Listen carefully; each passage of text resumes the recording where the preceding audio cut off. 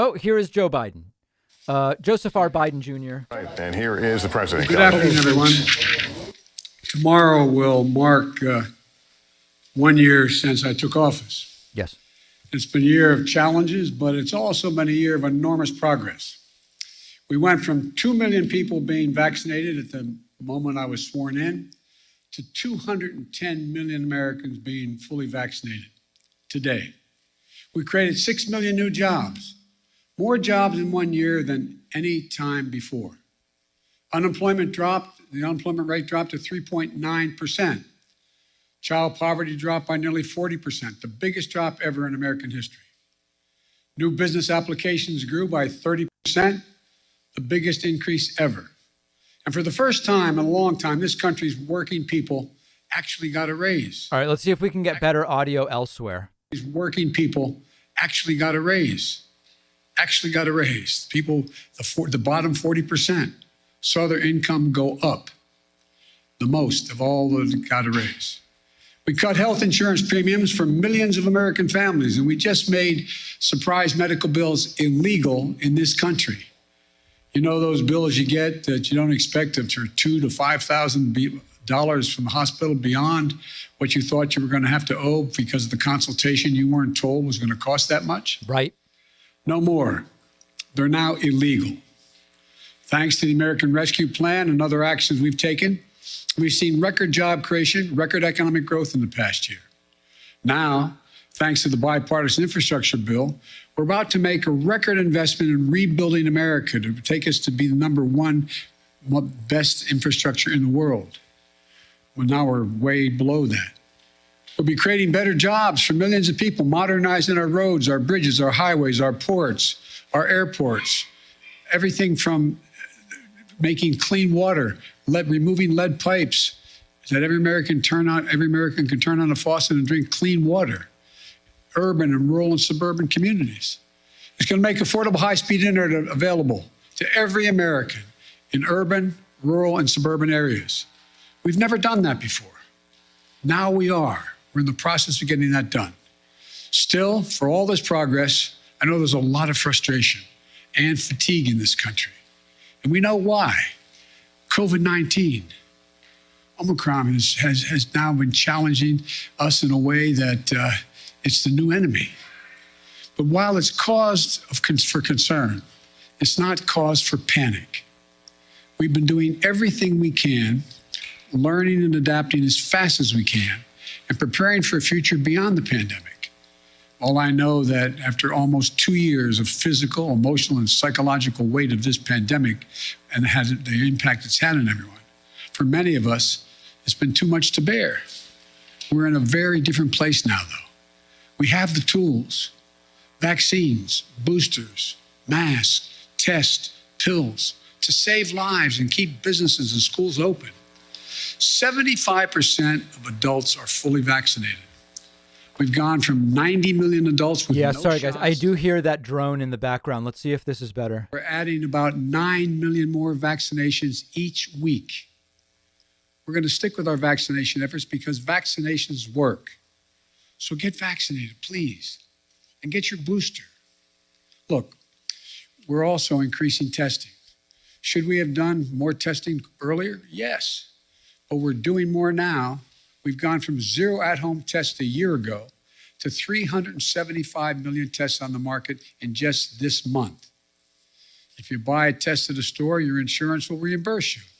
On top of that, we're making 1 billion at-home tests available for you to order and be delivered to your home for free. Just visit covidtest.gov. I got mine. To know how to get that free test kit to your home. In addition, there are 20,000 sites where you can get tested in person for free now. And now we have more treatments that for people to keep people out of the hospital than any other point in the pandemic, including life-saving antiviral pills. We purchased 20 million of these new Pfizer pills, more than any country in the world. The bottom line on COVID-19 is that we're in a better place than we've been and have been thus far, clearly better than a year ago. We're not going back to lockdowns. Wow. We're not going back to closing schools. Schools should stay open because the American Rescue Plan, we provided to states $130 billion. $130 billion to keep our students and educators safe and schools open. Funding for ventilation systems in schools, social distancing, hygiene for classrooms and the school buses. In addition, we've added another $10 billion for COVID-19 tests to be able to be administered at schools. And many states and school districts have spent this money very well. Unfortunately, some haven't. I encourage the states and school districts that use the funding to protect our children and keep our schools open. Use it. The COVID-19 is not going to give up and accept things. It's just not going to go away immediately. But I'm not going to give up and accept things as they are now. Some people may call what's happening now the new normal.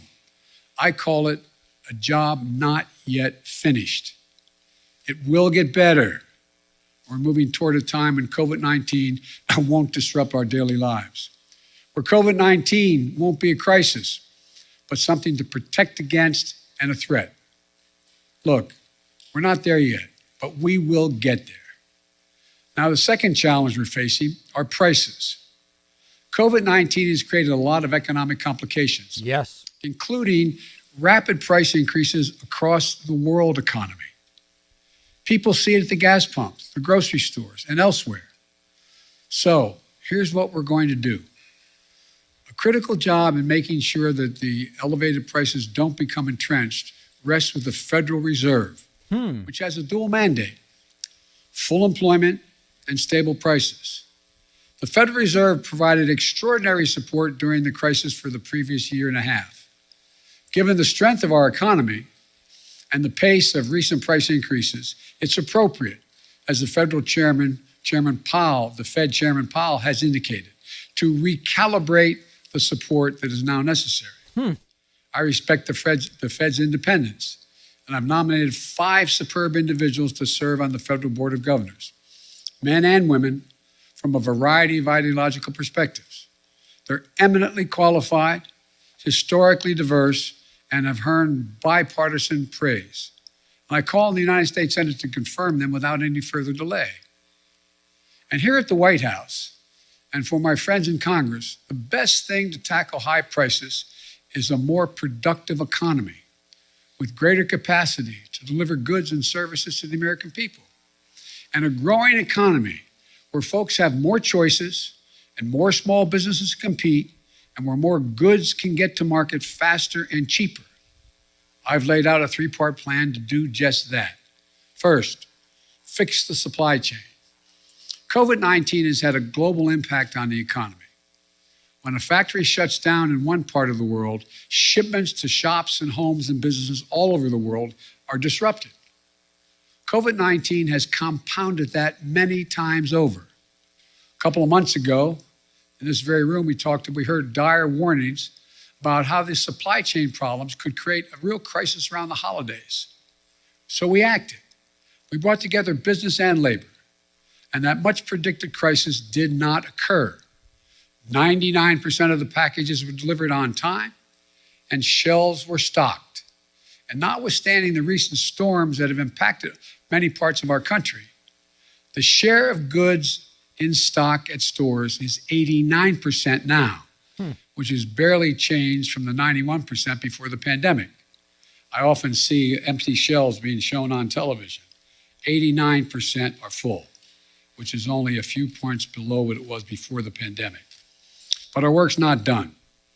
My infrastructure law will supercharge your effort upgrading everything from roads and bridges to ports and airports, railways and transit, to make the economy move faster and reduce prices for families.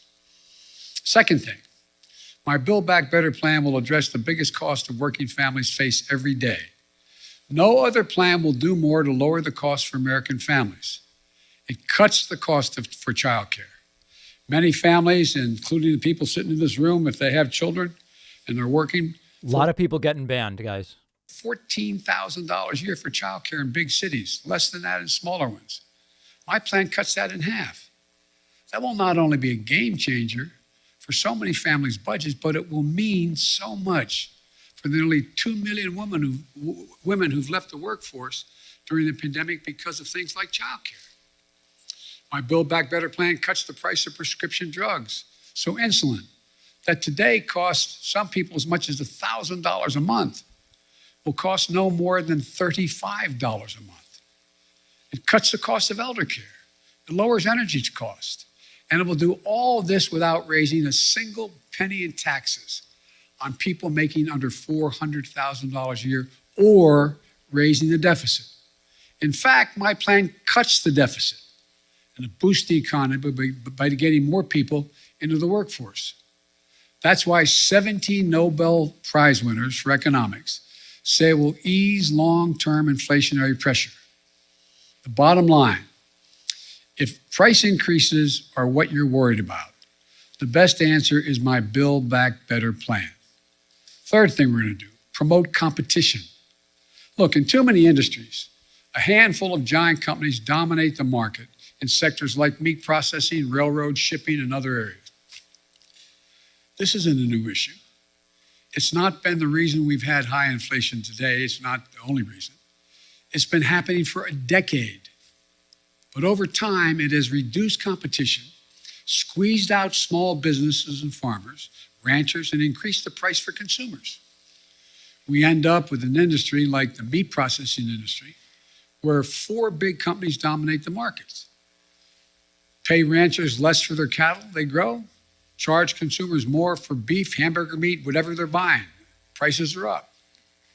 Look, I'm a capitalist, but capitalism without competition is not capitalism. Right. It's exploitation. So I signed an executive order to tackle unfair competition in our economy, and we're going to continue to enforce it, along with working with Congress where we can. I'll close with this. We have faced some of the biggest challenges that we've ever faced in this country these past few years. Challenges to our public health, challenges to our economy. But we're getting through it. And not only are we getting through it, we're laying the foundation for a future where America wins the 21st century by creating jobs at a record pace. Now we need to get inflation under control. We have developed an extraordinarily effective booster shots and antiviral pills. Now we need to finish the job to get COVID-19 under control. I've long said, it's never been a good bet to bet against the American people or America. I believe that more than ever today. We've seen the grit and determination of the American people this past year. But the best days of this country are still ahead of us, not behind us. Now, I'm happy to take questions. Get vaccinated. Yes. Thank you, Mr. President. I know some of my colleagues will get into some specific issues, but I wanted to zoom out on your first year in office. Inflation. Okay, let's go here where we can see the I reporters. wanted to zoom out on your first year in office. Inflation is up. Your signature domestic legislation is stalled in Congress. In a few hours from now, the Senate, an effort in the Senate to deal with voting rights and voting reform legislation is going to fail. COVID-19 is still taking the lives of 1,500 Americans every day. And the nation's divisions are just as raw as they were a year ago. Did you overpromise to the American public what you could achieve in your first year in office? And how do you plan to course correct going forward? Why are you such an optimist? Look, I didn't overpromise, but I have probably outperformed what anybody thought would happen.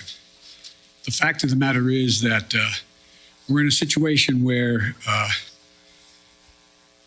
we have made enormous progress. You mentioned the number of deaths from COVID. Well, it was 3 times that not long ago. It's coming down. Everything's changing. It's getting better. Look, I didn't. Was it ever 4,800 a day? I don't remember that. Take a look at what we've been able to do. You'd have to acknowledge we made enormous progress. But one of the things that I think is something that, one thing I haven't been able to do so far is get my Republican friends to get in the game of making things better in this country. For example, I was reading the other day, and I wrote the quote down so I don't misquote him.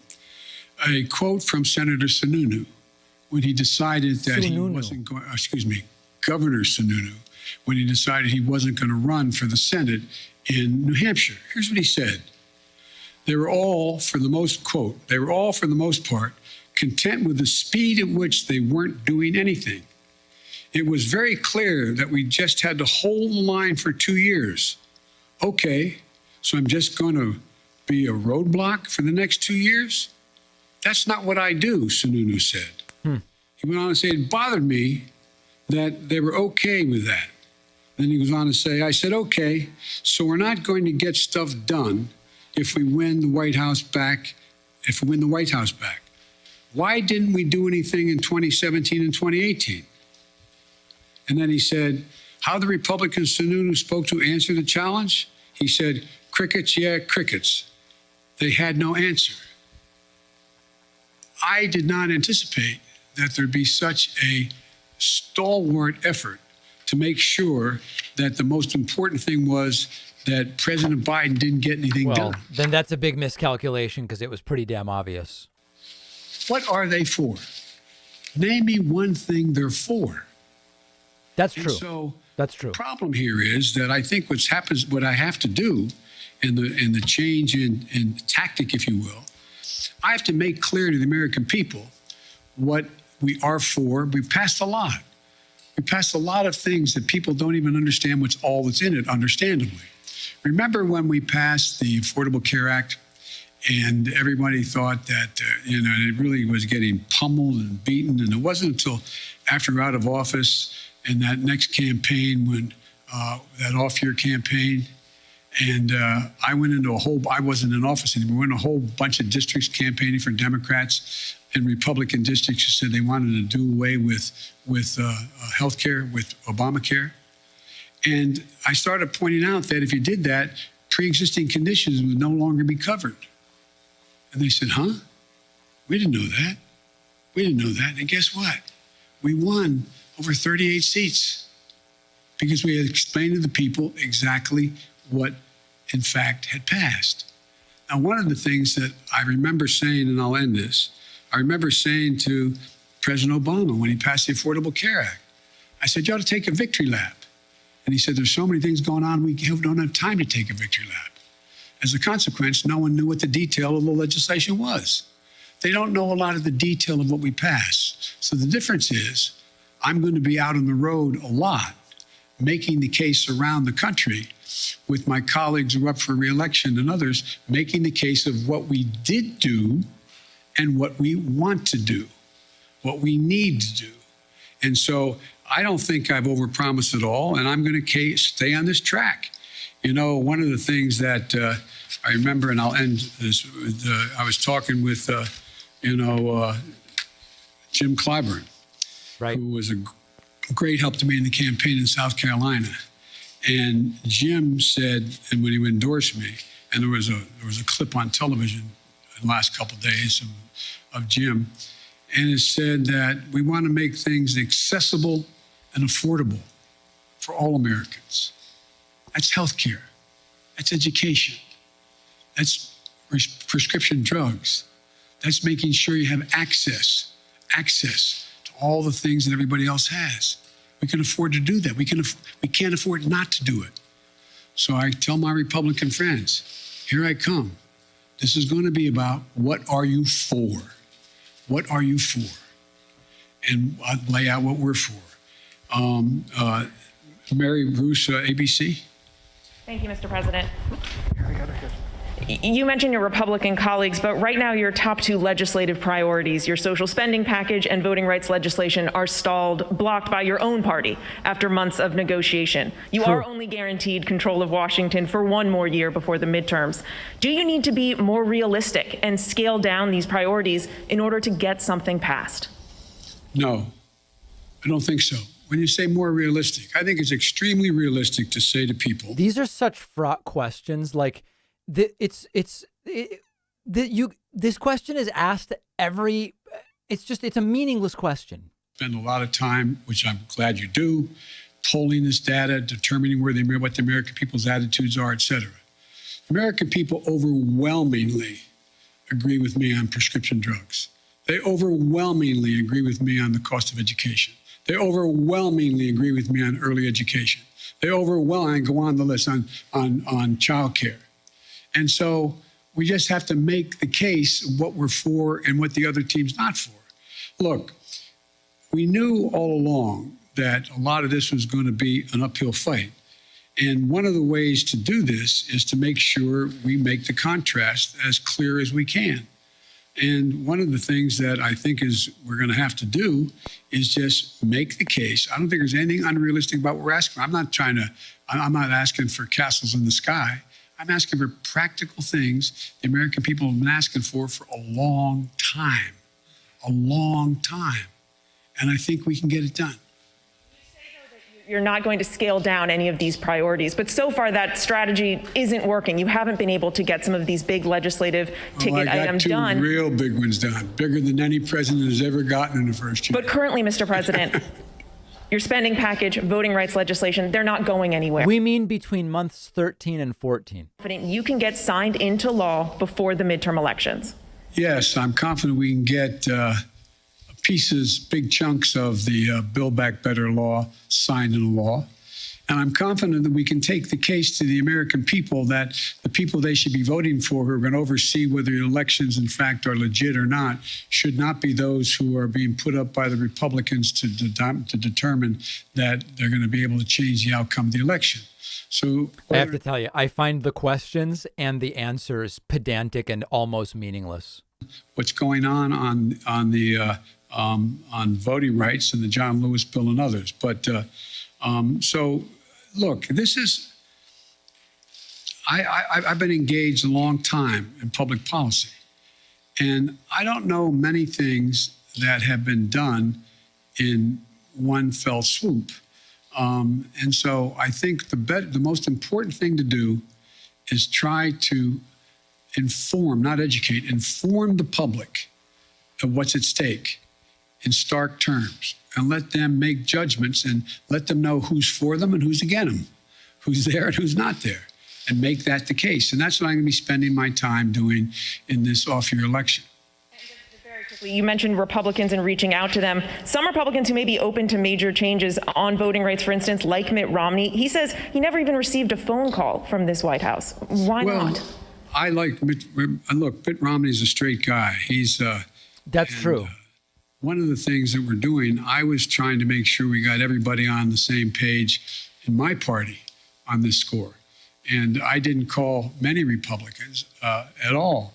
The fact is that I do think that Mitt is a serious guy. I think we can get things done. I think there's some reality to being like, listen, if I need 10 Republicans, assuming I have all the Democrats, and I don't even have all the Democrats, it's kind of pointless to call Mitt Romney.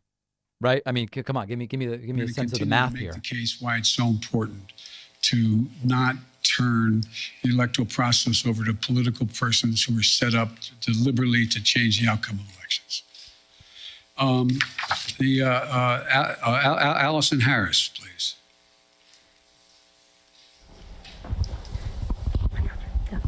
Thank you, Mr. President. Speaking of voting rights legislation, if this isn't passed, do you still believe the upcoming election will be fairly conducted and its results will be legitimate? Well, it all depends on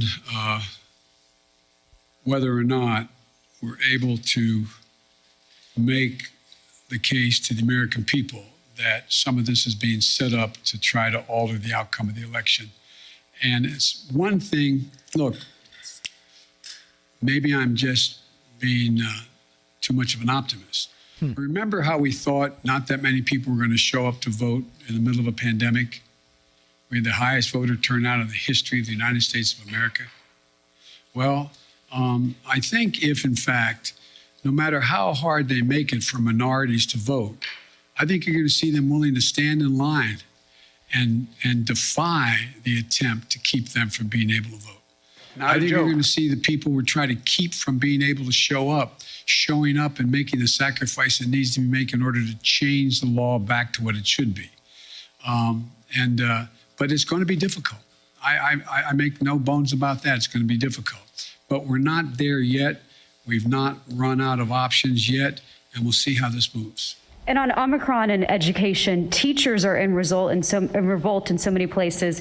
Parents are at odds over closing schools and remote learning. You say we're not going to go back to closing schools. You said that just moments ago, yet they're closing in some areas. What do you say to those teachers and principals and parents about school closings? And what can your administration do to help make up for learning loss for students? First of all, I'd put in perspective the question you asked. Very few schools are closing. Get vaccinated. Over 95% are still open. So you all phrase the questions when people, I don't think it's deliberate on your part, but you phrase the question when anyone watches this on television. My God, there must be, all those schools must be closing. What are we going to do? 95% are still open, number one. Vaccinated. Number two, the idea that parents don't think it's important for their children to be in school, and teachers know it as well. That's why we made sure that we had the ability to provide the funding through the Recovery Act, through the act that the first act we passed, to be able to make sure schools were able to be safe. So we have new ventilation systems available for them. We have the way they scrub down laboratories and the laboratories kids go to the bathroom, cafeterias, buses, etc. All that money's there. There's billions of dollars made available. It's there. Not every school district has used it as well as it should be used, but it's there. And so, in addition to that, there is now another $10 billion for testing of students in the schools. So I think as time goes on, it's much more likely you're going to see that number go back up from 95%, back up to 98, 99%. But all right, over under, does he take more than 3 more questions or not? Open is always going to get, and I'm not being critical of any of you, it's always going to get front page. It's always going to be the top of the news. But let's put it in perspective. 95, as high as 98% of the schools in America are open, functioning, and capable of doing the job. How about Jen Epstein, Bloomberg? Mr. President, thank you.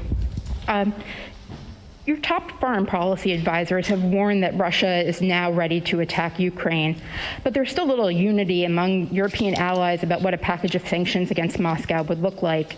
If the U.S. and NATO aren't willing to put troops on the line to defend Ukraine and American allies can't agree on a sanctions package, hasn't the U.S. and the West lost nearly all of its leverage over Vladimir Putin? And given how ineffective sanctions have been in deterring Putin in the past, why should the threat of new sanctions give him pause? Well, because he's never seen sanctions like the ones I promised will be imposed if he moves, number one. Number two, we're in a situation where Vladimir Putin is about to, we've had very frank discussions, Vladimir Putin and I, and the idea that NATO is not going to be united, I don't buy. I've spoken to every major NATO leader. We've had the NATO-Russian summit. We've had the OSCE has met, et cetera. And so I think what you're going to see is that Russia will be held accountable if it invades. And it depends on what it does. It's one thing if it's a minor incursion and then we end up having a fight about what to do and not do, et cetera. But if they actually do what they're capable of doing with the force amassed on the border. So the big news just in the last hour is that the U.S. seems ready to send military aid to Ukraine. And I'm going to talk about it on the podcast tomorrow. Severe cost and significant harm on Russia and the Russian economy. And, you know, we're going to fortify our NATO allies. I told him on the eastern flank, if in fact he does invade, I've already shipped over $600 million worth of sophisticated equipment, defensive equipment, to the Ukrainians. The cost of going into Ukraine in terms of physical loss of life for the Russians, they'll be able to prevail over time, but it's going to be heavy. It's going to be real. It's going to be consequential. In addition to that, Putin has a stark choice. He either de-escalation or diplomacy, a confrontation of the consequences. And look, I think you're going to see, for example, everybody talks about how Russia has control over the energy supply that Europe absorbs. Well, guess what? That money that they earn from that makes about 45% of the economy. I don't see that as a one-way street. They go ahead and cut it off. It's like my mother used to say, you're biting your nose off to spite your face. Right. It's not like they have all these wonderful choices out there. I spoke with the Prime Minister of Finland, and, we're talking about concern on the part of Finland and Sweden about what Russia is doing.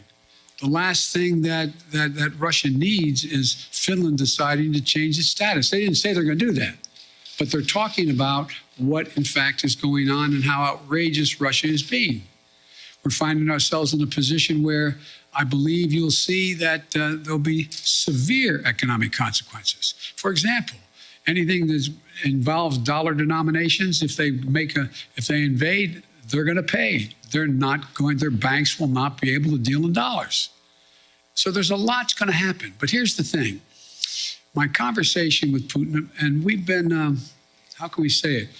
We have no problem understanding one another. He has no problem understanding me, nor me him. Did they fall in love, though? And the direct conversations were, I pointed out, I said, you've occupied before other countries, but the price has been extremely high. And then we fell in love. Okay. How long?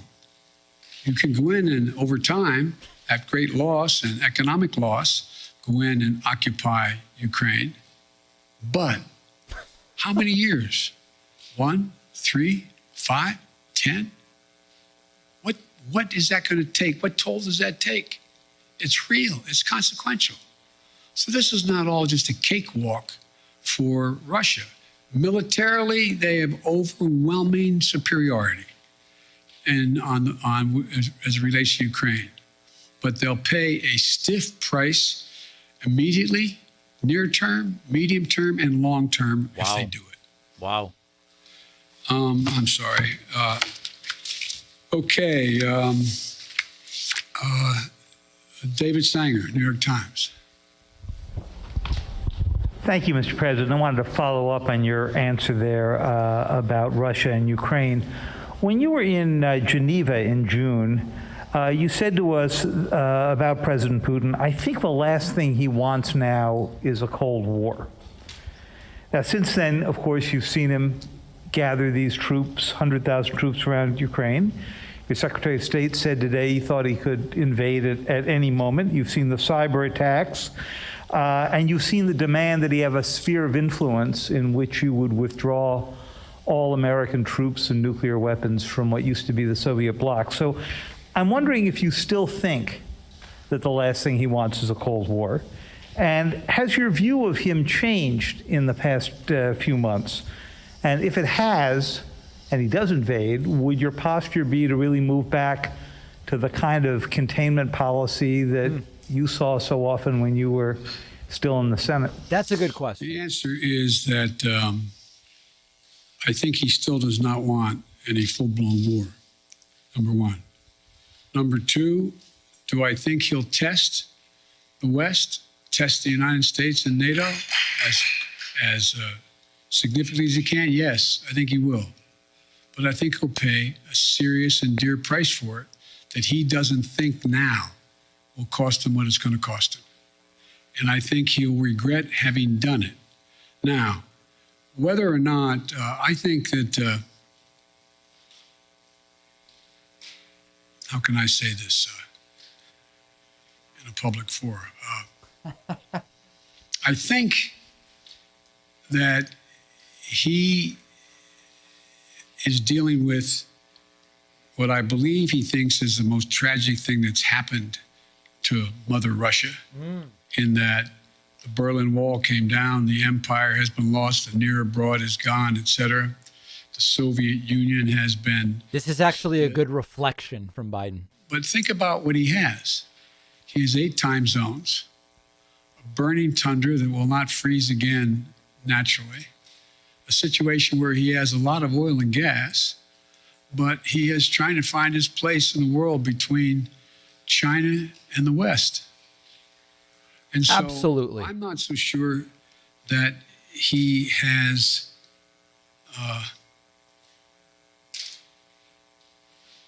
David, I'm not so sure he is certain what he's going to do. My guess is he will move in. That is a more accurate foreign policy assessment, taking into consideration history, than Trump ever gave during his entire presidency. One is Ukraine will never be part of NATO. And two, that NATO or there will not be strategic weapons stationed in Ukraine.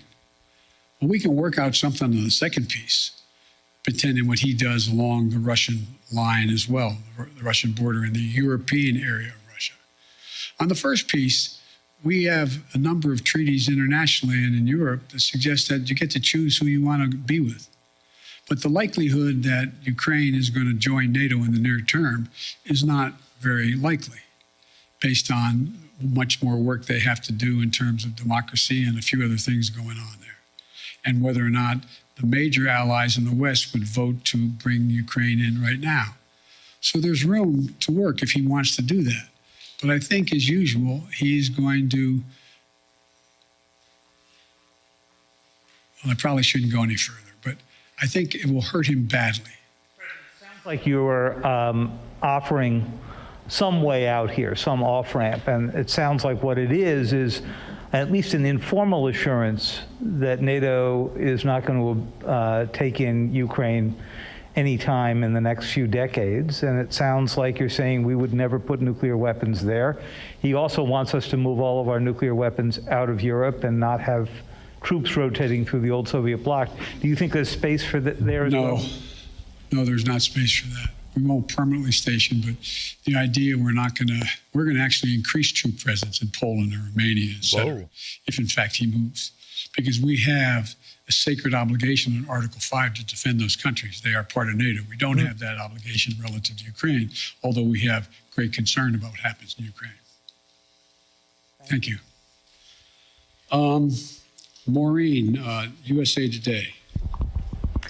Thank you, Mr. President. I wanted to follow up on your comment on Build Back Better and also ask you a question about the pandemic. You said that you're confident you can pass big chunks of Build Back Better this year. Does that wording mean that you are thinking about, you're looking at breaking the package up into individual portions? And then on the pandemic, now that the Supreme Court has blocked the vaccination or test rule for larger businesses, are you reconsidering whether to require vaccines for domestic flights as a way to boost vaccination rates? No, look, first of all, on the last part of the question, the Supreme Court decision, I think, was a mistake, but you still see thousands and thousands of people who work for major corporations having to be tested as a consequence of the decision made by the corporation, not by the standard ISET that is there. I think you'll see that increase, not decrease, number one. What was the first part of your question? On your comment that you made that you're confident that major chunks of Build Back Better can pass, are you breaking it up? Does that it's clear to me that that we're going to have to probably break it up. I think that we can get, and I've been talking to a number of my colleagues on the Hill, I think it's clear that we would be able to get support for the $500+ billion for energy and the environmental issues that are there, number one.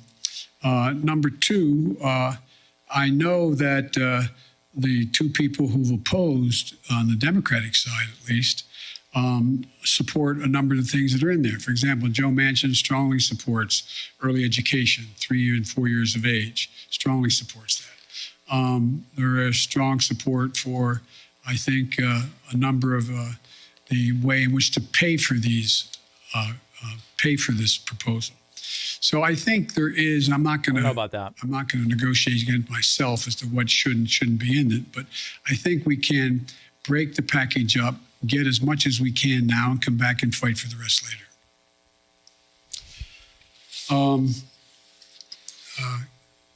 Ken, Wall Street Journal. That's number 4, since I said 3 or more. Thank you, Mr. President. I wanted to ask you about the economy. As you said earlier, Americans are feeling the squeeze of inflation. Oil prices have been at about a 7-year high recently. how long should Americans expect to face higher prices when they're at the grocery store, when they're at the gas pump? Is this something that they're going to see into the summer, into next fall? And separately, you talk about the importance of the Fed, but isn't that an acknowledgement that you're limited in what you can do? If you're relying on the Fed to make decisions and you're unable to get a Build Back Better proposal through, aren't you simply limited in what you can do to deal with inflation? Looking at that very strongly. Look, as you know, Ken, the inflation has everything to do with the supply chain. And I think what you're seeing is that we've been able to make progress on speeding up the access to materials.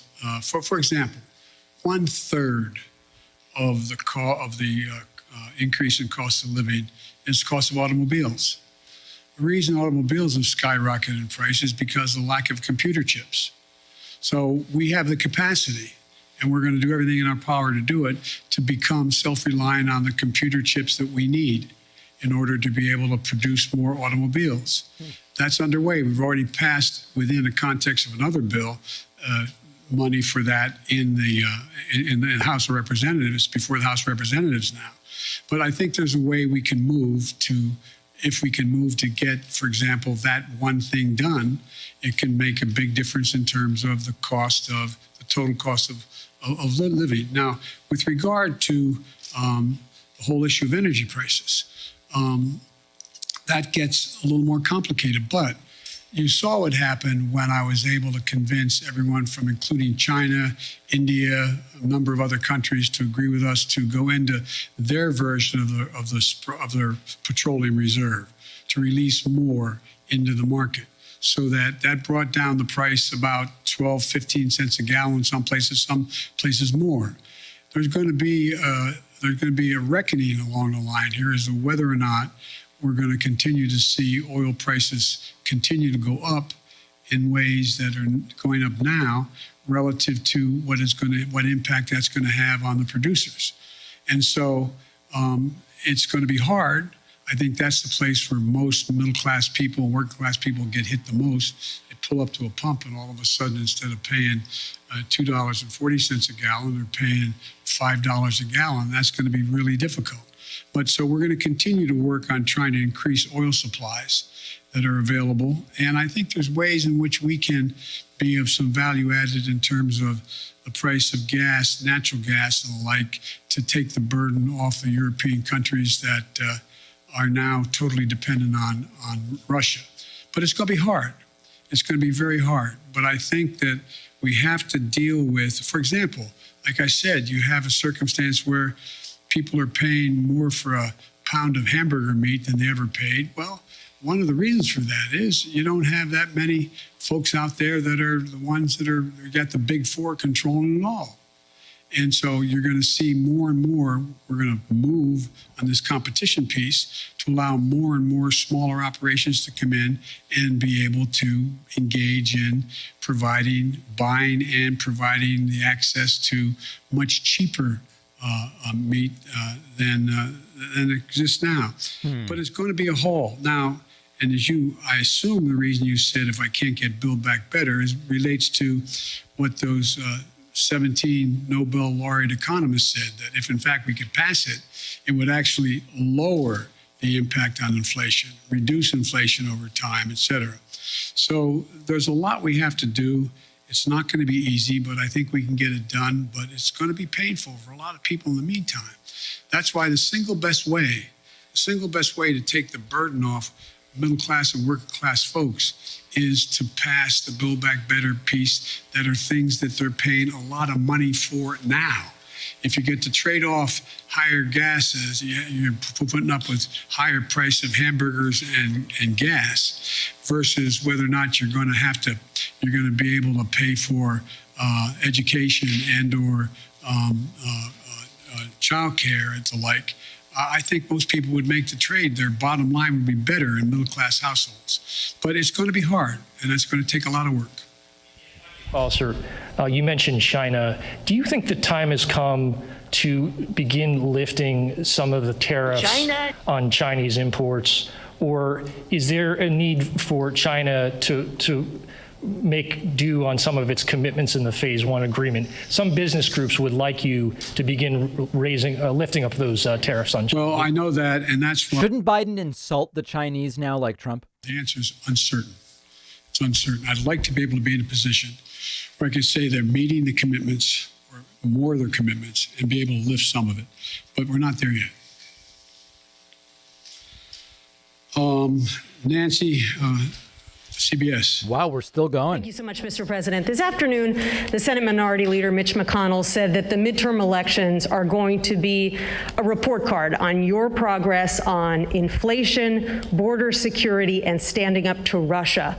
Do you think that that's a fair way to look at it? And if so, how do you think that report card looks right now?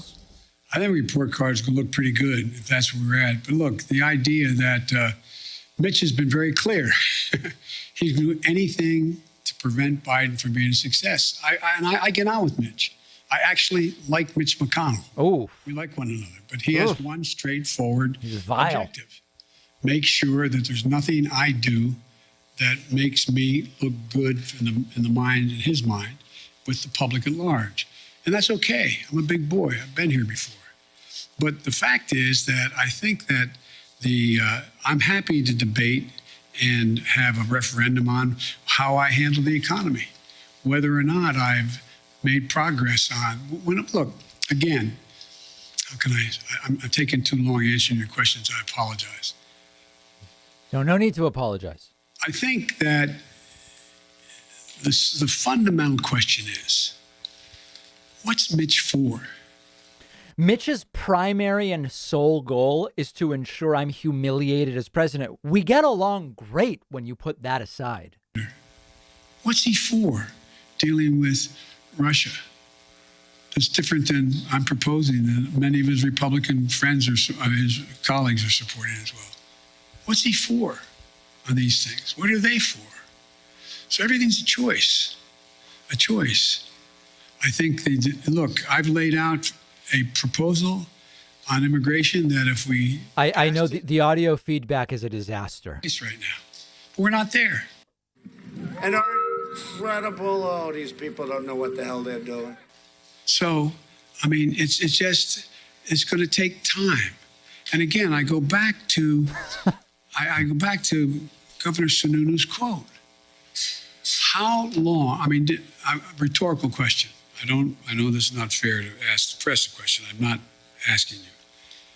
But think about, did you ever think that one man out of office could intimidate an entire party where they're unwilling to take any vote contrary to what he thinks should be taken for fear of being defeated in a primary?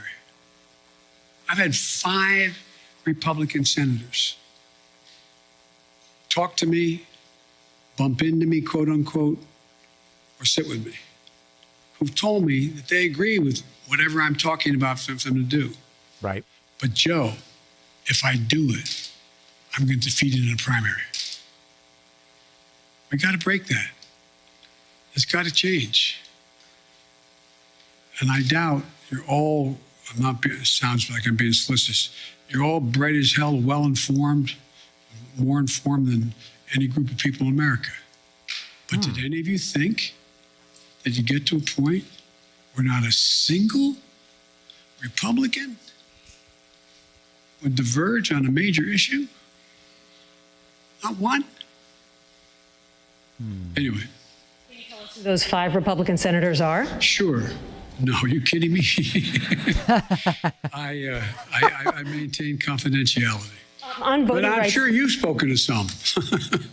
on voting rights, sir, yes. At your first press conference 10 months ago, I asked you if there was anything you could do beyond legislation to protect voting rights. And at that time, you said yes, but I'm not going to lay out a strategy before you and the world now. Now that legislation appears to be hopelessly stalled, right, can you now lay out your strategy to protect voting rights? Well, I'm not prepared to do that in detail in terms of the executive orders I may be able to engage in and other things I can do. But one of the things we have done, we have significantly beefed up the number of enforcers in the Justice Department who are there to challenge these unconstitutional efforts, in our view, unconstitutional efforts on the part of the Republicans to stack the election and subvert the outcomes. We have begun to organize in ways that we didn't before the communities beyond the civil rights community to make the case to the rest of the American people what's about to happen, what will happen if, in fact, these things move forward. If I had talked to you, not you, I'm using you in a total sense, if I had talked to the public about the whole idea of subversion of elections by deciding who the electors are after the fact, I think people would have looked at me like, whoa. I mean, I taught constitutional law for 20 years, a 3-credit course in separation of powers, and on Saturday mornings when I was a senator. And I never thought we'd get into a place where we were talking about being able to actually, what they tried to do this last time out, send different electors to the state legislative bodies to represent who won the election, saying that I didn't win, but Republican candidate won. I doubt whether anybody thought that would ever happen in America in the 21st century, but it's happening. And so I guess what I'm saying is, Nancy, is that I think that there are a number of things we can do, but I also think we will be able to get significant pieces of the legislation, if we don't get it all now, to build to get it so that we get Biden should really comment on Trump's latest proposal. And we will ban men. And you touted the number of Americans who are now fully vaccinated with 2 shots, but even some of your own medical advisors say that people aren't fully protected unless they have that 3rd shot, a booster. Why hasn't this White House changed the definition of fully vaccinated to include that 3rd booster shot? Is it because the numbers of fully vaccinated Americans would suddenly look a lot less impressive? It's not that at all. This has become clearer and clearer. And every time I speak of it, I say, if you've been vaccinated, get your booster shot. Everybody get the booster shot. It's the optimum protection you can have. You're protected very well with 2 shots. If it's the Pfizer, anyway, you're protected. But you are better protected with the booster shot. Right. The definition right now. I'm following what the answer is yes, get the booster shot. It's all part of the same thing. You're better protected. Oh, man. Okay, Alex Alper, Reuters. Thank you, Mr. President. I wanted to follow up briefly on a question asked by Bloomberg. You said that Russia would be held accountable if it invades, and it depends on what it does. It's one thing if it's a minor incursion, and we end up having to fight about what to do and what not to do. Are you saying that a minor incursion by Russia into Ukrainian territory would not lead to the sanctions that you have threatened, or are you effectively giving Putin permission to make a small incursion into the country? Good question. That's how it did sound like, didn't it? The most important thing to do, big nations can't bluff, number one. And number two, the idea that we would do anything to split NATO, which would have a profound impact on profound impact on one of Putin's objectives is to weaken NATO, would be a big mistake.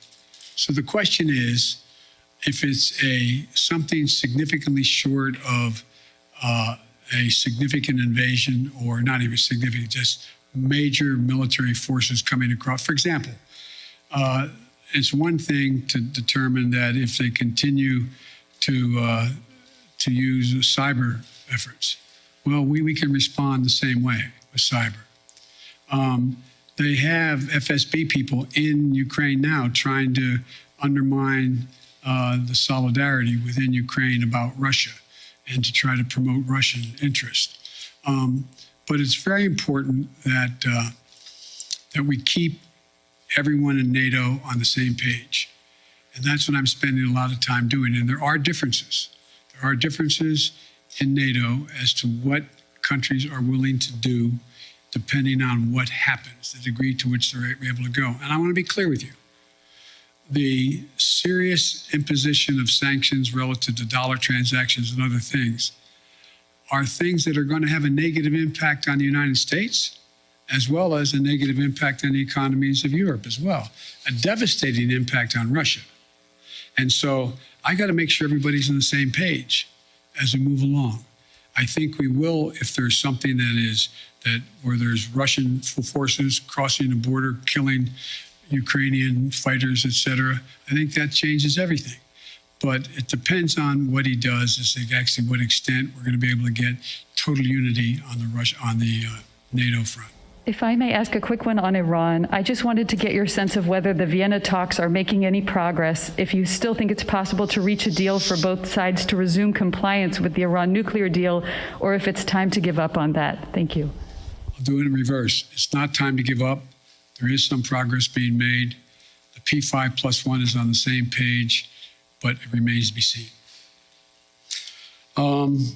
Okay, Kristen, NBC. President.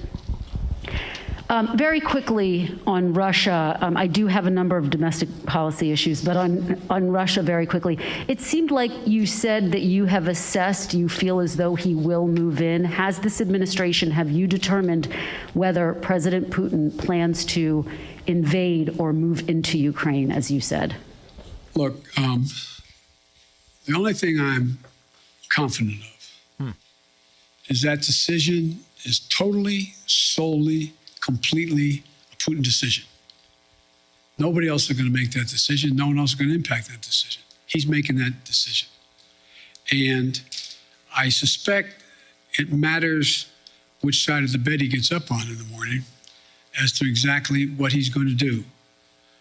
And I think it is not irrational, if he wanted to talk about dealing with strategic doctrine and dealing with force structures in Europe and in the European parts of Russia. But I don't know whether he's decided he wants to do that or not. So far, in the 3 meetings we've had, OSCE, and anyway, have not produced anything, because the impression I get from my Secretary of State, my National Security Advisor, and my other senior officials that are doing these meetings is that there's a question of whether the people they're talking to know what he is going to do. So the answer is, but based on a number of criteria as to what he could do. For example, for him to move in and occupy the whole country, particularly from the north, from Belarus, he's going to have to wait a little bit till the ground's frozen so he can cross. To move in a direction where he wants to talk about what's going. We're continuing to provide for defense capacities to the Ukrainians. We're talking about what's going on in both the Baltic and the Black Sea, et cetera. There's a whole range of things that I'm sure he's trying to calculate how quickly he can do what he wants to do and what does he want to do. But he's an informed individual. And I believe he's calculating what the immediate, the short term, and the near term, and the long-term consequences of Russia will be. And I don't think he's made up his mind yet. I want to ask you about your domestic agenda. You've gotten a lot of questions about voting rights, Mr. President, but I want to ask you about Black voters, one of your most loyal constituencies. Yep. I was in Congressman Clyburn's district yesterday in South Carolina. You opened this news conference talking about him. I spoke to a number of Black voters who fought to get you elected, and now they feel as though you are not fighting hard enough for them and their priorities. And they told me they see this push on voting rights more as a last-minute PR push than it is a legitimate effort to get legislation passed. So what do you say to these Black voters who say that you do not have their backs, as you promised on the campaign trail? I've had their back. I've had their back my entire career. I've never not had their back. And I started on the voting rights issues long, long ago. That's what got me involved in politics in the first place. And I think part of the problem is, look, there's there's significant disagreement in every community on whether or not the timing of assertions made by people has been in the most timely way. So I'm sure that there are those who are saying that why didn't Biden push John Lewis bill as hard as he pushed it the last month? Why didn't he push it 6 months ago as hard as he did now? The fact is that there is there's a timing that is not of one's own choice. It's somewhat dictated by events that are happening in country and around the world as to what the focus is. But part of the problem is, as well, I have not been out in the community nearly enough. I've been here an awful lot. I find myself in a situation where I don't get a chance to look people in the eye because of both COVID and things that are happening in Washington, to be able to go out and do the things that I've always been able to do pretty well. Connect with people, let them take a measure of my sincerity, let them take a measure of who I am. For example, I mean, as I pointed out in South Carolina, last time when I was chairman of the Judiciary Committee, I got the Voting Rights Act extended for 25 years, and I got Strom Thurmond to vote for it. That's what I've been doing my whole career. And so the idea that I didn't either anticipate or because I didn't speak to it as fervently as they want me to earlier. In the meantime, I was spending a lot of time, spent hours and hours and hours talking with my colleagues on the Democratic side, trying to get them to agree that if in fact this occurred, if this push continued, that they would be there for John Lewis. And anyway, so, but I think that's a problem. This was not the best answer by far from today. As much as I should have. Yet you find that when you deal with members of the Black Caucus and others in the United States Congress, I still have very close working relationships. So it's like every community. I'm sure that there are those in the community, and I'm a big labor guy. I'm sure there's people in labor saying, why haven't I been able to do A, B, C, or D? So it's just going to take a little bit of time. You put Vice President Harris in charge of voting rights. Are you satisfied with her work on this issue? Very satisfied. And can you guarantee, do you commit that she will be your running mate in 2024, provided that you run again? Yes and yes. Okay. Whoa. You don't care to expand? Pardon me? Do you care to expand on voting? No, there's no need to. I mean, I asked the question. She's going to be my running mate, number one. And number two, I did put her in charge. I think she's doing a good job. Let me ask you, big picture, particularly when you think about voting rights. How many questions does Kristen Welker get, huh? Your own party around voting rights. Unity was one of your key campaign promises.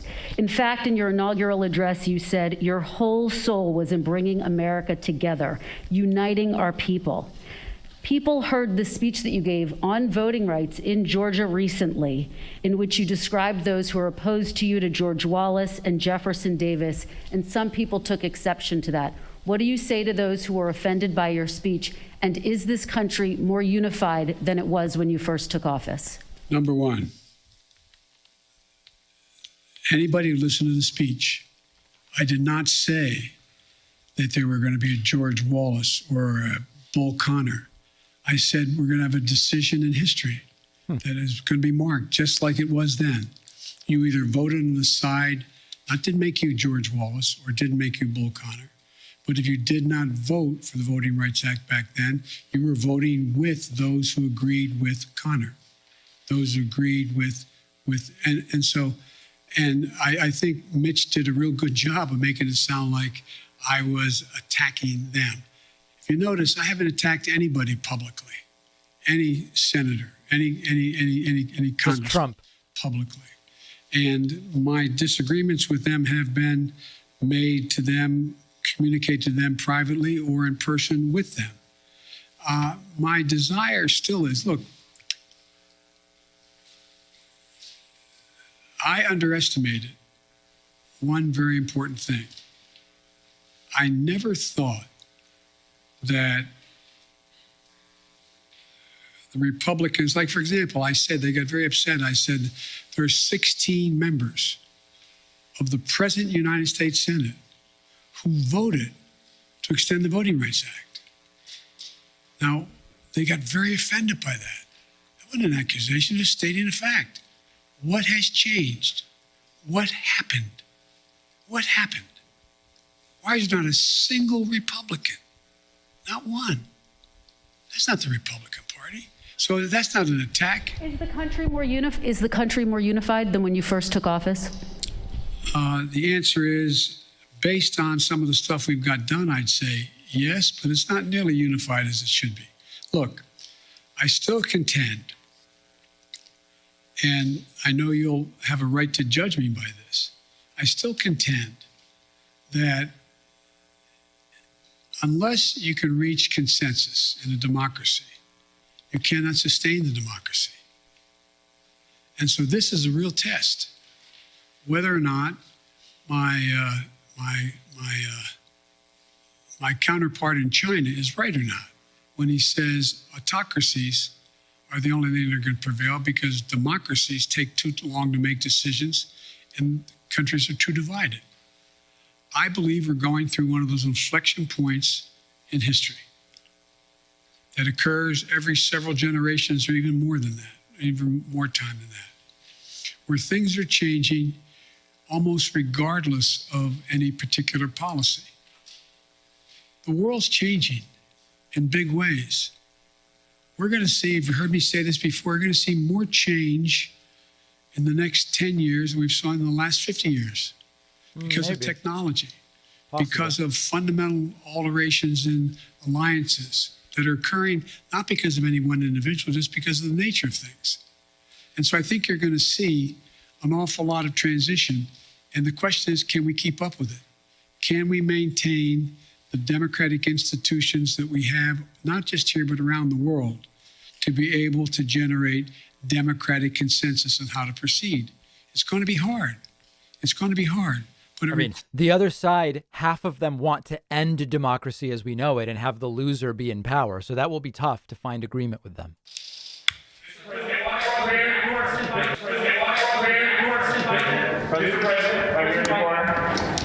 Mr. President. Thank you, sir.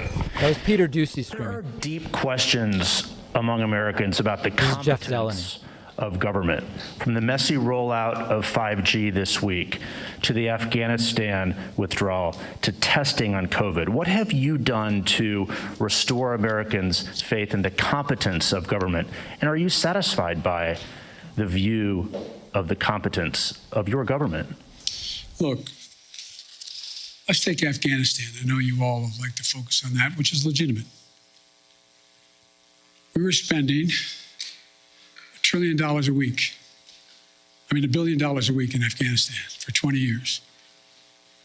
Raise your hand if you think anyone was going to be able to unify Afghanistan under one single government. We just needed 3 more years, guys. Graveyard of empires for a solid reason.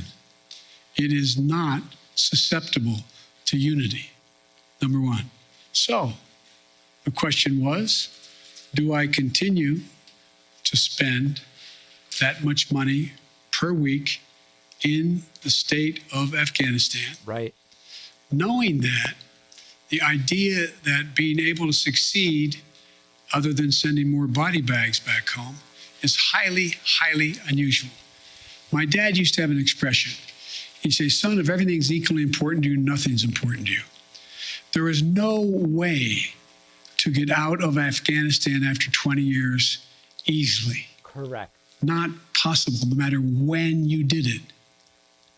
And I make no apologies for what I did. I have a great concern for the women and men who were blown up on the line at the airport by a terrorist attack against them.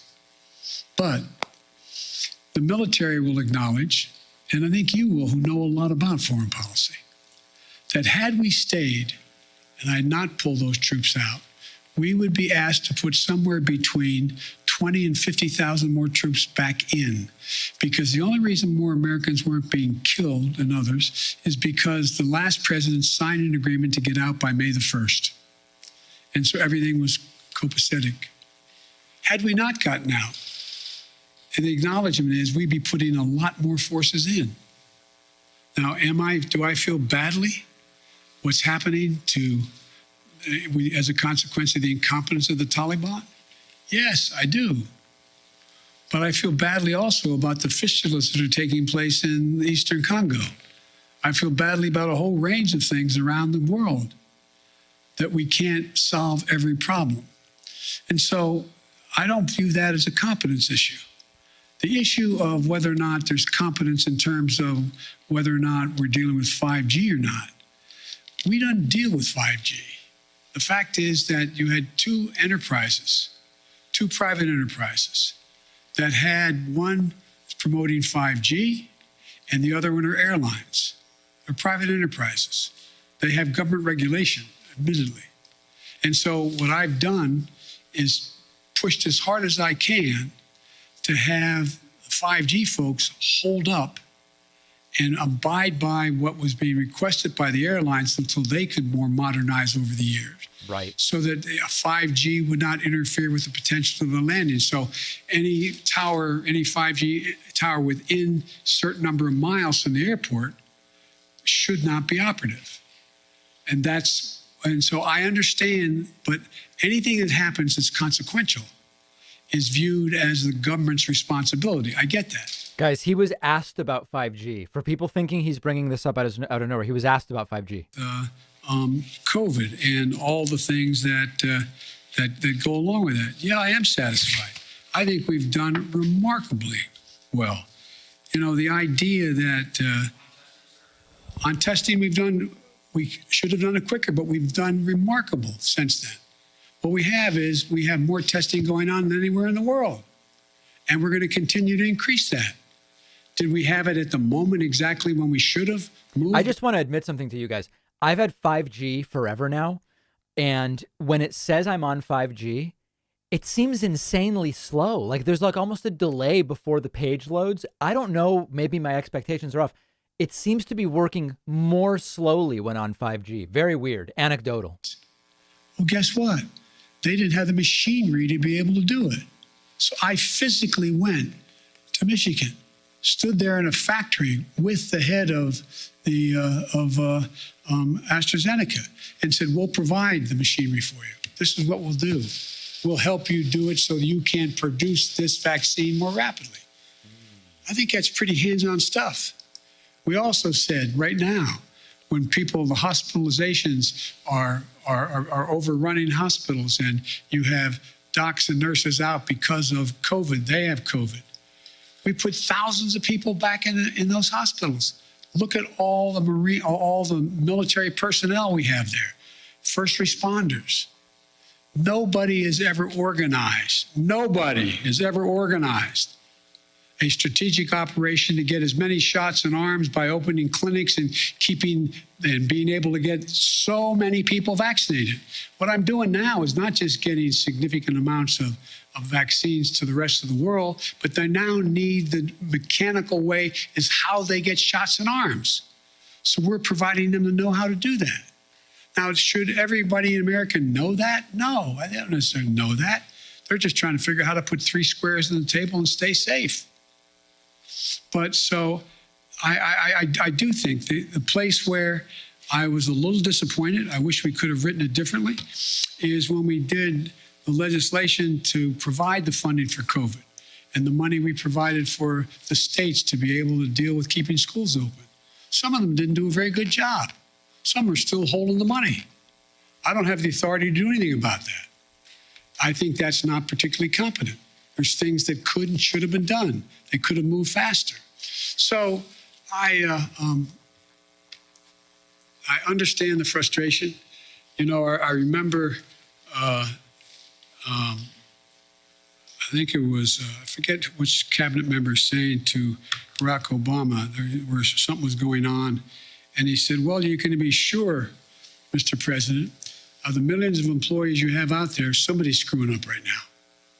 Somebody's screwing up. So, it's just a, but I think you have to look at things that we used to look at it on balance. What is the trajectory of the country? Is it moving in the right direction now? I don't know how we can say it's not.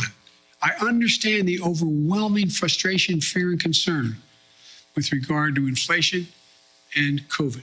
I get it. But the idea, if I told you when we started, I tell you what I'm going to do. First year, I'm going to create over 6 million jobs. I'm going to get unemployment down to 3.9%. I'm going to generate, and I named it all. You'd look at me like you're nuts. Maybe I'm wrong.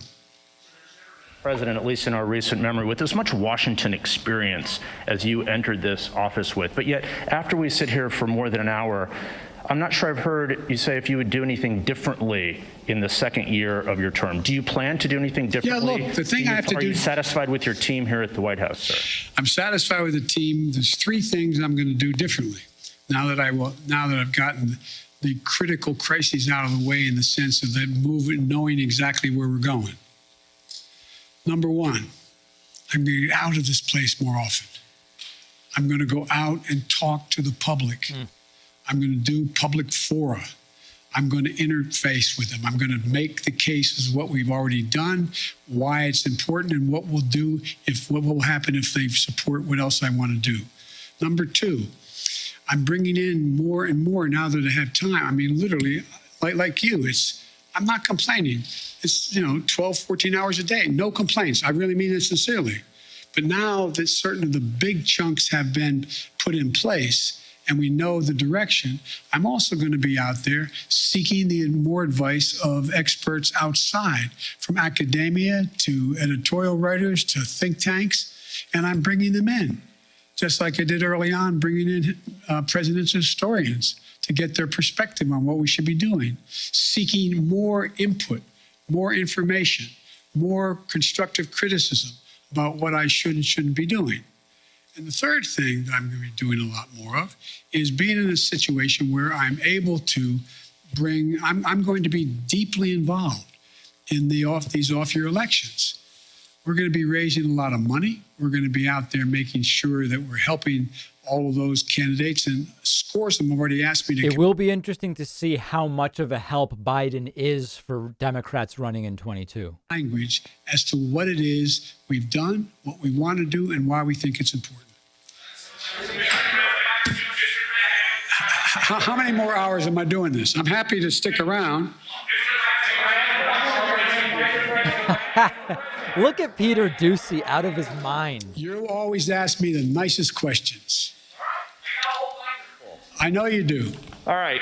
None of them make a lot of sense to me, but Well, let's try. Fire away. Come on. New year. Oh, man. Why are you trying so hard in your first year to pull the country so far to the left? Well, what a doofus. I don't know what you consider clinical too far to the left. If in fact we're talking about making sure that we had the money for COVID, making sure we had the money what a clown. to put together the bipartisan infrastructure, making sure we were able to provide for. Okay, tomorrow, Fox reporter asks maybe the dumbest question in the history of journalism. They have to continue to work hard. I don't know how that is pointed to the left. If you may recall, you guys have been trying to convince me that I am Bernie Sanders. I'm not. I like him, but I'm not Bernie Sanders. I'm not a socialist. What a clown. I'm a mainstream Democrat, and I have been. And mainstream Democrats have overrun me. If you notice, the 40 it's like Biden's not that progressive. Democrats supported me in the Senate on virtually everything I've asked. Yes, sir. I wanted to clarify, a moment ago, you were asked whether or not you believed that we would have free and fair elections in 2022 if some of these state legislatures reformed their voting protocols. You said that it depends. Do you think that they would? You see how there's a ladder in the middle of the room? Oh, yeah, I think it easily can be illegitimate. Imagine if, in fact, Trump has succeeded in convincing Pence to not count the votes. Imagine if... In regard to 2022, sir, the midterm 2022. I mean, imagine if those attempts to say that the count was not legit. You have to recount it, and we're not going to count. We're going to discard the following votes. I mean, sure. I'm not saying it's going to be legit. It's the increase in the prospect of being illegitimate is in direct proportion to us not being able to get these reforms passed. But I don't think you're not going to see me, and I don't think you're going to see the Democratic Party give up on coming back at assuming that the attempt fails today. And then one more, sir. You campaigned and you ran on a return to civility. And I know that you dispute the characterization that you called folks who would oppose those voting bills as being Bull Connor or George Wallace. But you said that they would be sort of in the same camp. No, I didn't say that. Look what I said. Go back and read what I said. And tell me if you think I called anyone who voted on the side of the position taken by Bull Connor that they were Bull Connor. Oof. And that is an interesting reading of English. I assume you got into journalism because you like to write. Oh my God. So did you expect that would work Would with? you say, yes, Mr. President, I like to write? No, here's the thing. There's certain things that are so consequential. You have to speak from your heart as well as your head. I was speaking out forcefully on what I think to be at stake. That's what it is. And by the way, no one forgets who was on the side of King or Bull Connor. No one done it. The history books will note it. And when I was making the case, don't think this is a freebie. Whoa. You don't get to vote this way and then somehow it goes away. This will stick with you the rest of your career and long after you're gone. And Mr. President, folks. One more on Ukraine, please, sir. Okay. Whoa. Hang on, guys. It's like being a kindergarten teacher. An hour and 20 minutes. I'll keep going. But I'm going to go. Let me get something straight here. How long are you guys ready to go? You want to go for another hour or two? Oh, man. Okay. I'm going to go. I tell you what, folks. I'm going to go another 20 minutes till 1:15. Okay? Yes, sir. Wow. President Biden, thank you. Can't hear a word. President Biden, I want to thank my communications staff for the great help here. Well, President Biden, on the coronavirus, we're tragically approaching nearly 1 million. The Biden. And I'd like to ask you why it is during your 3.5-hour virtual summit in November with the Chinese president, you didn't press for transparency, and also whether that has anything to do with your son's involvement in an investment firm controlled by Chinese state-owned entities. The answer is that I did raise the question of transparency. I spent a lot of time with him. And the fact is that they're just not being transparent. Transparency on the coronavirus origins. Yes. And you did during the virtual summit. Is there a reason your press staff was unaware of that?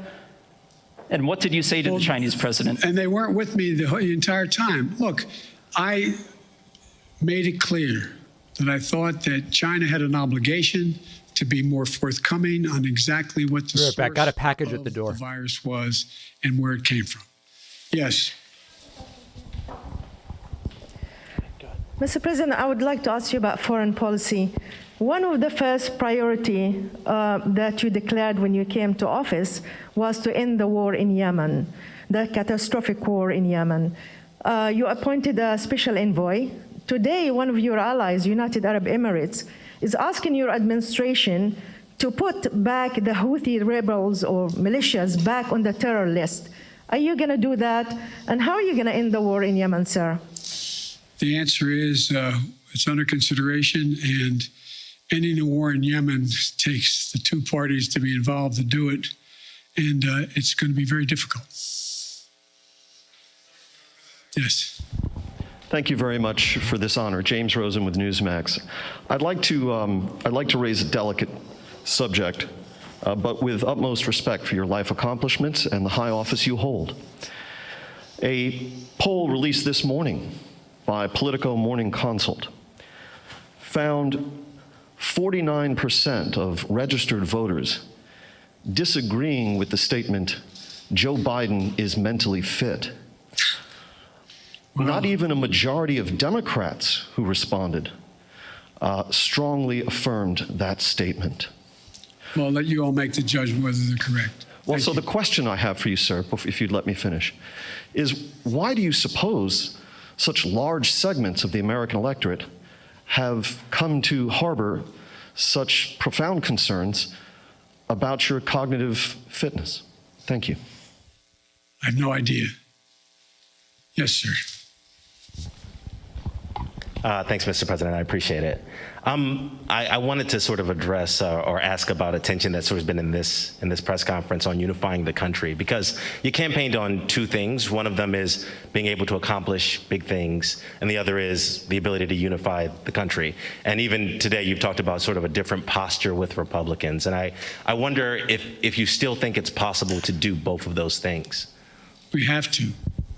We have to. I mean, I'm not, as long as I hold public office, I'm going to continue to attempt to do both things. One more follow-up. Around this time last year when you were campaigning in Georgia, I think one of the things you told people was the power is literally in your hands. You know, if voters give Democrats the House and the Senate and the presidency, that all these big things can get accomplished. And, you know, we've seen stalemate, we've seen things being stymied. Why should folks believe you this time around? Can you think of any other president's done as much in 1 year? Name one for me. I'm asking you. I'm serious. You guys talk about how nothing's happened. I don't think there's been much on any incoming president's plate that's been a bigger menu than the plate I had given to me. I'm not complaining. Knew that running in. And the fact of the matter is we got an awful lot done. Not a joke. An awful lot done. And there's more to get done. But look, let me ask a rhetorical question. No, I won't. Anyway. Thank you. Oh, that's genius. Yes. I wanted to hear it. Be careful. Don't get hurt, man. No, I'm going to take care. Mr. President, thank you. Sebastian Smith from AFP. Another question on Ukraine. Ukraine borders 4 NATO member countries. How concerned are you concerned that... Oh, I missed the Newsmax question. Oh, no. Really go in there. That it could suck in NATO countries that are on the border and you end up with an actual NATO-Russia confrontation of some kind. And secondly, are you entertaining the thought of a summit with Vladimir Putin as a way to perhaps try and put this whole thing to bed, address their concerns, and negotiate a way out of this? The last question, yes. When we talked about whether or not we'd pick the 3 meetings we talked about, and we talked about we would go from there if there was reason to go to a summit. We talked about a summit as being before the Ukraine item came up in terms of strategic doctrine and what the strategic relationship would be. So I still think that is a possibility, number one. Number two, I am very concerned. I'm very concerned that this could end up being, look, the only war that's worse than one that's intended is one that's unintended. And what I'm concerned about is this could get out of hand, very easily get out of hand because of what you said, the borders of Ukraine and what Russia may or may not do. I am hoping that Vladimir Putin understands that he is short of a full-blown nuclear war. He's not in a very good position to dominate the world. And so I don't think he thinks that. But it is a concern. And that's why we have to be very careful about how we move forward and make it clear to him that there are prices to pay that could, in fact, cost his country an awful lot. But of course, you have to be concerned when you have, nuclear power invading. If he invades, it hasn't happened since World War II. This has been the most consequential thing that's happened in the world in terms of war and peace since World War II. I think the Oath Keepers are running sound here. Yes. Nearly 2 years have passed since the beginning of the global coronavirus outbreak, and you again today acknowledge that Americans are frustrated and they're tired. Based on your conversations with your health advisors, what type of restrictions do you imagine being on Americans this time next year, and what does the new normal look like for social gatherings and travel to you? Good question. Well, the answer is, I hope the new normal will be that we don't still have 30-some million people not vaccinated. I hope the new normal is people have seen what their own interest is and have taken advantage of what we have available to us. Number two, with the pill that is a problem that appears to be as efficacious as it seems to be, that they're going to be able to deal with this virus in a way that after the fact you have an ability to make sure you don't get very sick. Number three, I would hope that what happens is the rest of the world does what I'm doing and provides significant amounts of the vaccine to the rest of the world, because it's not sufficient that we just have this country not have the virus or be able to control the virus, but that we can't build a wall high enough to keep a new variant out. So it requires, one of the things that I want to do, and we're contemplating figuring out how to do, we are contemplating how to get done, and that is, how do we move in a direction where the world itself is vaccinated? It's not enough just to vaccinate 340 million, fully vaccinate 340 million people in the United States. That's not enough. It's not enough to do it here. We have to do it, and we have to do a lot more than we're doing now. And that's why we have continued to keep the commitment of providing vaccines and available cures for the rest of the world as well.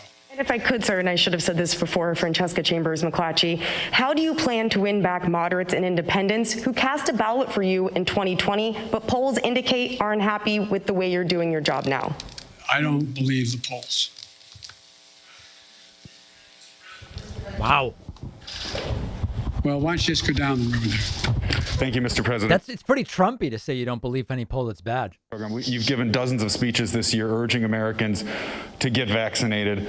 You've talked to reluctant Republicans. You've said it's people's patriotic duty. There have been very few mentions of the fact that young children under the age of 5, still in the third year of this pandemic in this country, don't have access to the vaccine. Can you speak to frustrated parents a little bit about why that continues to be the case and when the president, not because the science hasn't reached the point where they're convinced that in fact it is safe. So that's what they're doing now.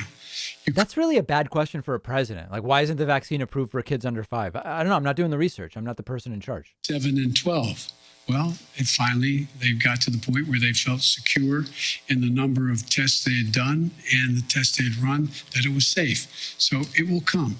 It will come. But I'm not a scientist. I can't tell you when, but it is really very important that we get down to that next piece. One more follow-up on Build Back Better. When you said it's going to likely be broken up into chunks, you mentioned that the climate pieces seem to have broad support. You mentioned that Senator Manchin is a supporter of early child care.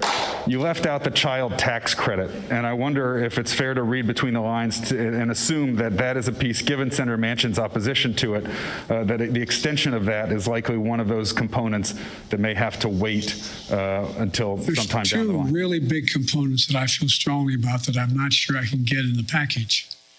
One is the child care tax credit, and the other is help for cost of community colleges. They are massive things that I've run on, I care a great deal about, and I'm going to keep coming back at whatever floor I get to be able to try to get chunks or all of that done. Yes, sir. Next man next to your left. Thank you, Mr. President. My name is Pedro Rojas. I'm with Univision National News. This is actually my first press conference. I love this guy. Good to meet you in person. We always have long press conferences. Awesome. I got a couple of questions for you. Number one, you said that you want to convey your message by getting out there in the country. I wonder if you're planning on traveling also to South America and other countries in the Western Hemisphere, given the fact that China has gained a lot of influence in the region. And the second question is, what will be your message for residents in this country that are struggling every time they go to the gas station, every time they go to the grocery store and see the prices going high, and the pharmacy? I happen to come from South Texas, where I saw a lot of people struggling financially in the last few months, and so I wonder what is the message you want to spread to them? Well, I try to express. I tried to answer that 7 different ways today about how to deal with inflation. But let me answer the first question. I spent a lot of time in South America and in Latin America. When I was vice president, I spent the bulk of my 8 years basically in Europe and/or in Latin America.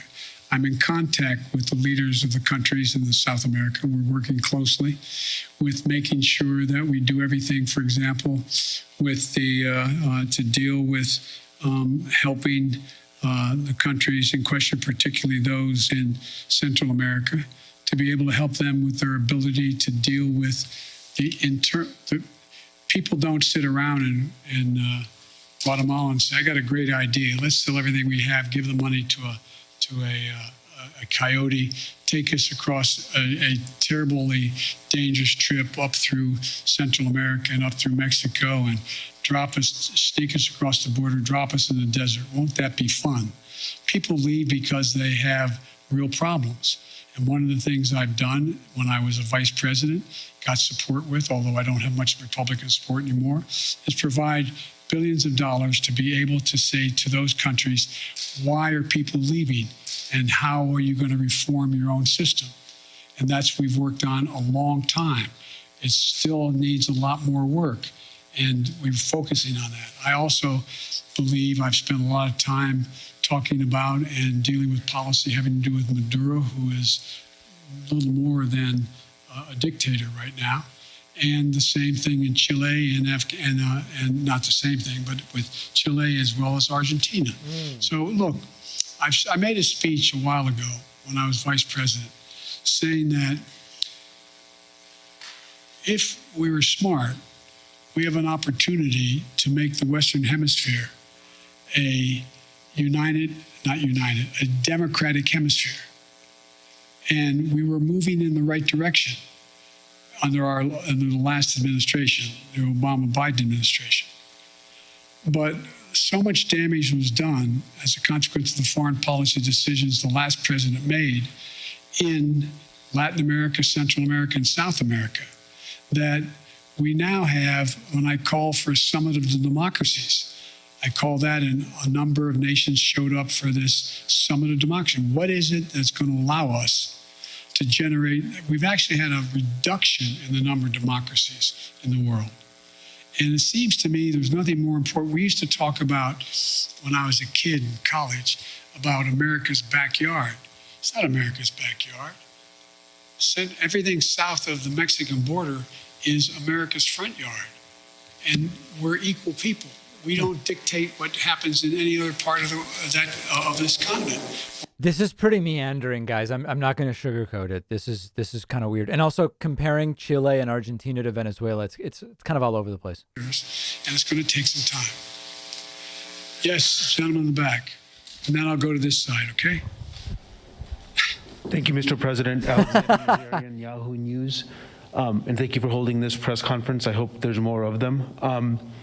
Anytime you have extra 3 hours, we can do it. We'll stay for a couple more. You said you were surprised by Republican obstruction of your agenda, but didn't the GOP take exactly the same tactic when you were vice president to Barack Obama? So why did you think they would treat you any differently than they treated him? Right. First of all, they weren't nearly as obstructionist as they are now. Number one. Oh, that guy follows me. I knew that. That's Alex Nazarian from Yahoo. Yeah, we follow each other. He may have been watching the stream and got the question from me. No, I'm kidding. Even back in those days, Lindsey Graham. And so the difference here is there seems to be a desire to work. And I didn't say my agenda. I'm saying, what are they for? What is their agenda? They had an agenda back in the administration when the 8 years we were president and vice president, but I don't know what their agenda is now. Right. What is it? The American public is outraged about the tax structure we have in America. What are they proposing to do about it? Anything? Have you heard anything? I mean, anything. I haven't heard anything. The American public is outraged about the fact that we're the state of the environment, the vast majority of the public. What have they done to do anything to ameliorate the climate change that's occurring other than to deny it exists? So what I'm saying is the difference between then and now is not only the announcement that was made, anything to stop Barack Obama. I get that part. But what eventually happened, we were able to get some things done. We were able to work through some things. On the stuff that was really consequential in terms of ideologically divisive, it was a real fight.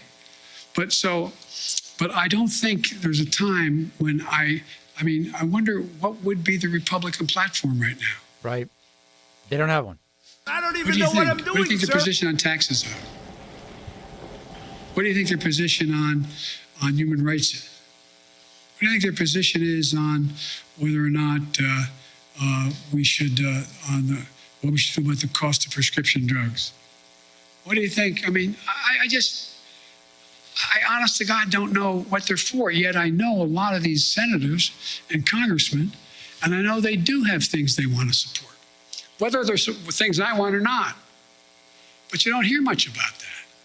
And every once in a while, when you hear something where there's a consensus, it's important but a small item, and it doesn't get much coverage at all where it occurs. I'm not mean coverage. I mean, there's not much discussion about it.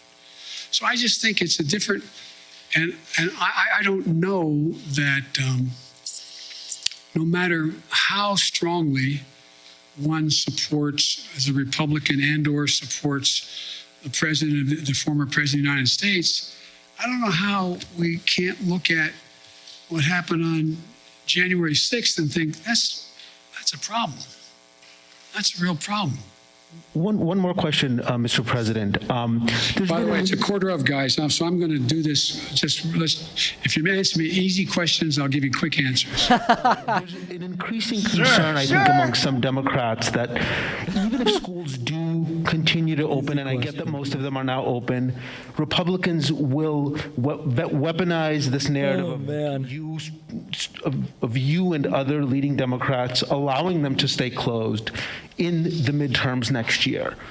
Obviously that issue has a lot of traction with suburban parents, as I think What we do you saw in mean Virginia. I'm confused by the question. I'm sorry. Well, could school reopenings or closures become a potent midterm issue for Republicans to win back the suburbs? Yeah.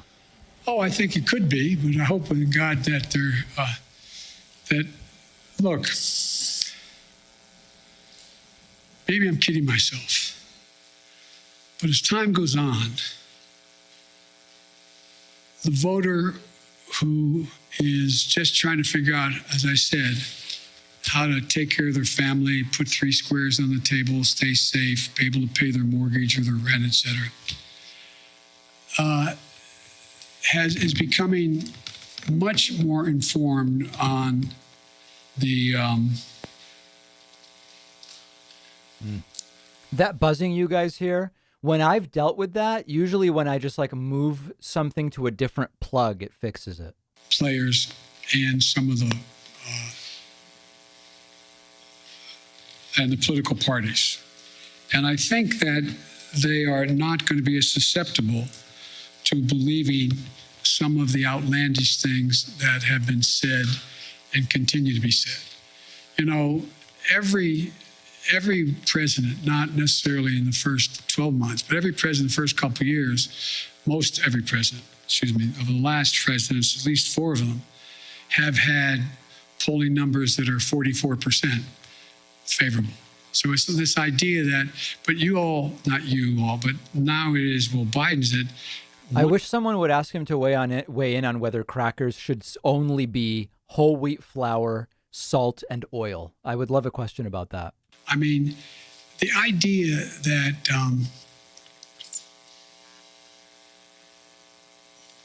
the American public are trying to sift their way through what's real and what's fake. And I don't think I've never seen a time when the political coverage, the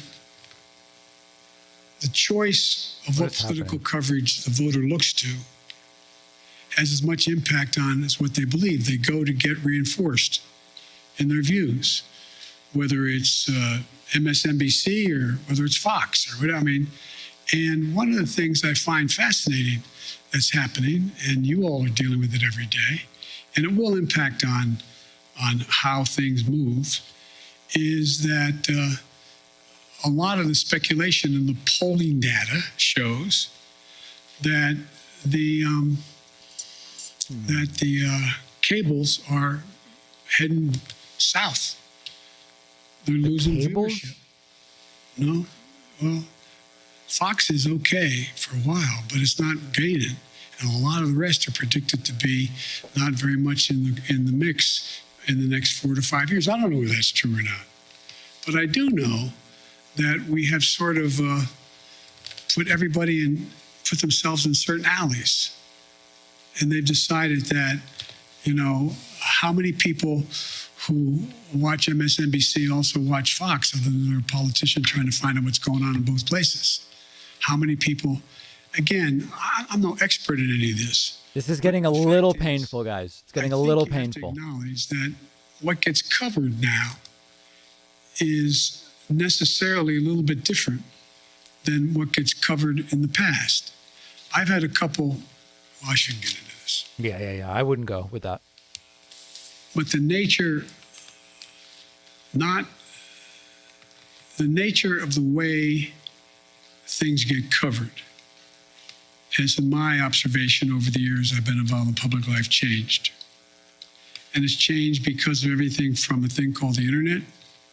It's changed because of the way in which we have self-identified perspectives based on what channel you turn on, what network you look at, not network, what cable you look at. And it's never quite been like that.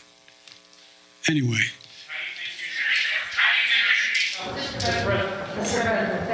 I think he should cut it, yeah. Thank you very much for standing for our questions. We hope the public has found it as enlightening as those of us in the room have. I want to ask you, sir, about one of the overriding... I can still stand. It's amazing. We appreciate it.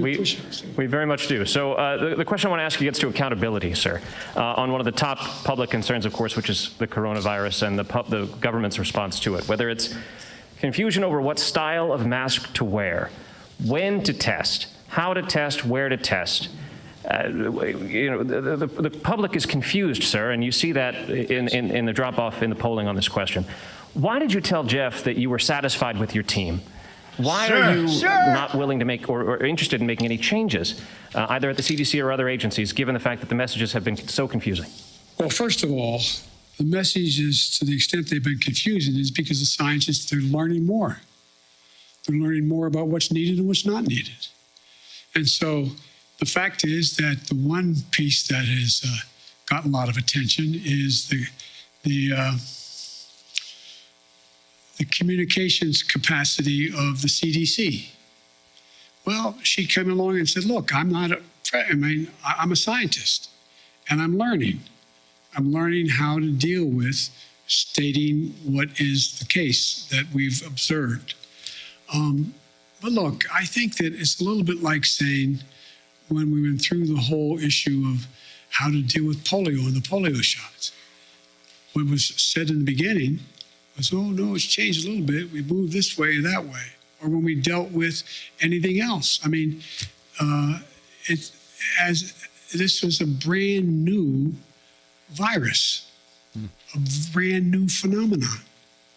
Some of it was deadly. Other was more communicable. This is an unfolding story. It's the nature of the way diseases spread. We're going to learn about it in a lot of other areas, not just COVID-19. And so I think, I look at it this way. Think about how astounding it was within the time frame that it took to be able to come up with a vaccine. You used to write about that. Pretty amazing how rapidly they came up with a vaccine that saved hundreds of thousands of lives. Did everything get right? No. And by the way, the idea whether we... Is it just me or is that hum getting worse? Thank you, Mr. President. I have two really simple questions, I promise. You campaigned on canceling $10,000 in student loans. Do you still plan to do so, and when? And then my second question is, now that you've clarified the Bull Connor comments, do you plan to reach out to Republicans like Mitt Romney to talk about reforming the Electoral Count Act? Yes, I'm happy to speak out. I've met with Rip. I've talked to Mitt on other occasions. And by the way, I reached out to the minority leader as well at the time that he made his speech. And so I have no reluctance to reach out to any Republican and anyone and I've made it clear. Look, I've now had the opportunity to travel because of funerals and eulogies I've made and attended, and congressmen and senators have come along with me. Don't hold me to the number, but somewhere between 20 and 25 senators and congresspersons have traveled with me. And I find you should get the list of them and ask how I said for the 2, 3, 4, 5 hours that we've flown together, sit back in that conference table and talk to them. Ask them questions. They ask me questions. I learn a heck of a lot. But as president, you don't quite have that ability to do that as often as I'd like to. What about the student loan part? And one of the things that I do think that has been made clear to me, speaking of polling, is the public doesn't want me to be the president's senator. They want me to be the president and let senators be senators. And so if I've made many mistakes, I'm sure. If I've made a mistake, I'm used to negotiating to get things done. And I've been, in the past, relatively successful at it in the United States Senate, even as vice president. But I think that role as president is a different role. Folks, it is now almost 6. What about student loans? With all due respect, I'm going to see you next conference, okay? Thank you. Well, he literally just did not even address the student loan piece. But after almost 2 hours, President Biden concluding a wide-ranging news conference in which he took... Oh, wait, did he just come back? Did he walk back into the room at the last second? Let's see. I'm going to see you next conference, okay? Thank you.